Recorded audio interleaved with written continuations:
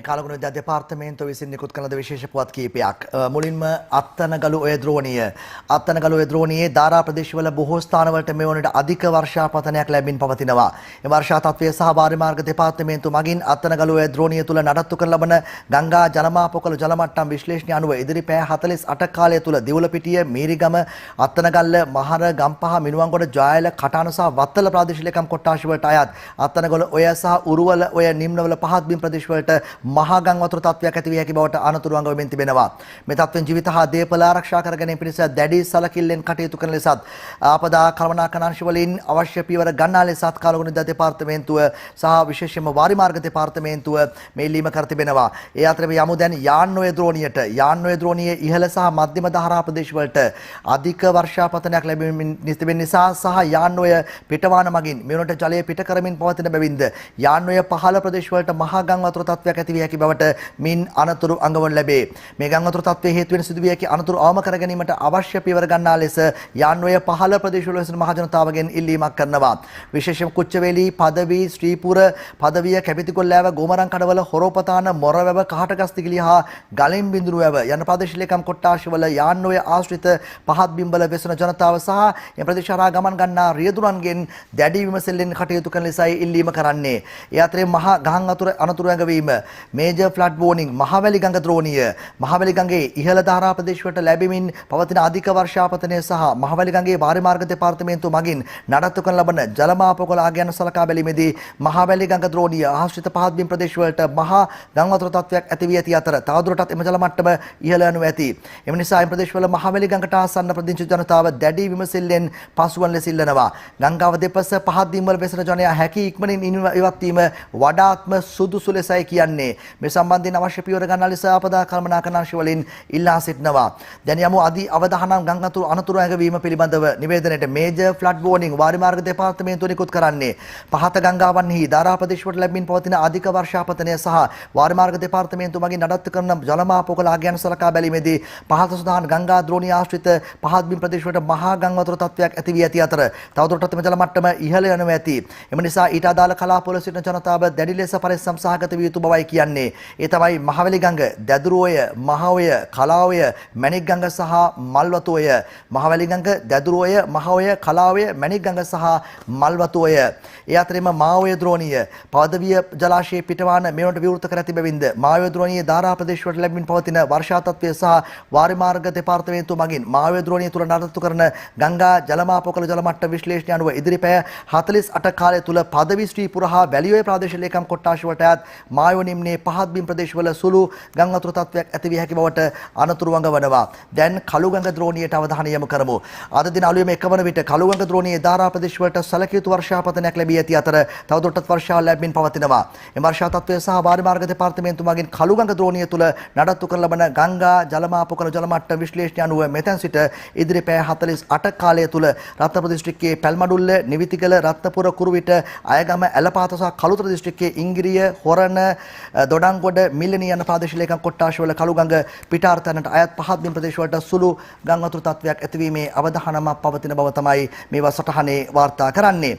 ඒ අතරේ මෙමු කැලණිගඟ ද්‍රෝණියේ ඉහළ ධාරා ප්‍රදේශවල ලැබී ඇති අධික වර්ෂාව හේතුවෙන් ගංගා නිම්නයේ පහත් බිම් ප්‍රදේශවලට ඉදිරි පැය 48 තුළ සුළු ගම් වතුර තත්ත්වයක් ඇතිවීමේ අවධානමක් තිබෙනවා. යනුව නෝඩ්, යටියන්තොට, රුවන්වැල්ල, දැරණියගල, සීතාවක, දොම්පේ, හෝමාගම, කඩුවෙල, බියගම, කොළොන්නාව, කොළඹ සහ වත්තල ප්‍රදේශවලට සුළු ගම් වතුර තත්ත්වයක් ඇති විය හැකි බවයි සටහන් කර තිබෙන්නේ වාරි මාර්ග දෙපාර්තමේන්තුව. ඒ අතරේම නායම් අවධානම පැවතිය හැකි ප්‍රදේශ නම් කර තිබෙනවා. එමු බදුල්ල දිස්ත්‍රික්කය, හල්දමුල්ල ප්‍රාදේශීය ලේකම් කොට්ටාශය, කන්දකැටිය, ලුණුගල, මේඝහකිවුල, හාලියල, වැලිමඩ, ඌවපර්ණගම, බණ්ඩාරවෙල, පස්සර, බදුල්ල, සොරණාතොට සහ ඇල්ල ප්‍රදේශවලට අනතුරු ඇඟවීම නිකුත් කර තිබෙනවා. ඒ අතරම මහනුවරට යමු. පහත හේබහයට, පහත් දුම්බර, ගංගවට කෝරළය, දොළුව, ගංගහිල කෝරළේ, ඒ වගේම උඩුදුම්බර, උඩපලාත, පන්විල, පූජාපිටිය, දෙල්තොට, කුණ්ඩසාලේ, තුම්පනේ, මිනිපේ, හාරිස්පත්තුව, අකුරණ, මැදදුම්බර, පස්බාගේ කෝරළේ, යටිනුවර, හතරලියද්ද සහ උඩුනුවර අනතුරු අඟවා තිබෙනවා. ඒ අතරම කෑගල්ල, දෙහියෝවිට, බුලත් කොහොපිටිය, මාවනැල්ල, අරනායක, කෑගල්ල, යටියන්තොට, ගලිගමුව, රඹුක්කන, ඒ අතරම කුරුණෑගල, මල්ලවපිටිය, රිදීගම, මාවතගම අනතුරු අඟවා තිබෙනවා. ඒ අතරම මාතලේට යමු. යටවත්ත, ලග්ගල, පල්ලේගම, පල්ලේපොළ, අඹගංකොහොරේ උකුවෙල නාවුල මාතලේ රත්තොට සහ විල්ගමුව ඒ අතරම නුවරඑළියට එමු හංගුරන්කෙත නුවරඑළිය කොත්මලේ නැගෙනහිර කොත්මලේ බටහිර මතුරට නිදන්දහින්න ඒ වගේම තලවකැලේ නෝවුඩ් අඹගමුව සහ වලපනේ අනතුරු අඟවා තිබෙන බව තමයි සටහන් කර තිබෙන්නේ. අපි දැන් යමු කදුරුවෙල සිට රිසාම් සාෆිර් අපිත් සමග එහි තත්ත්වය පිළිබඳව දැනුවත් කරන්නට සජීවව සම්බන්ධ වී සිටිනවා. අපි දැන් යමු රිසාම් සමග. රිසාම් කොහොමද දැන් කදුරුවෙල සහ පොළොන්නරුව ආශ්‍රිත කලාපයේ තත්ත්වය?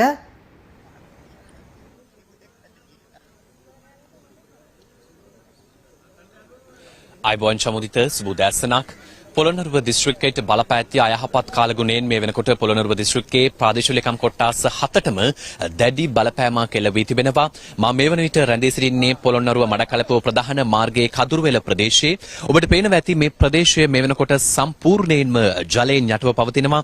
නිවාස වෙළඳසැල් මේ සියල්ලක්ම සම්පූර්ණයෙන් ජලයෙන් යටවීම නිසා සාමාන්‍ය ජන ජීවිතයට දැඩි බලපෑමක් එල්ල වී තිබෙනවා.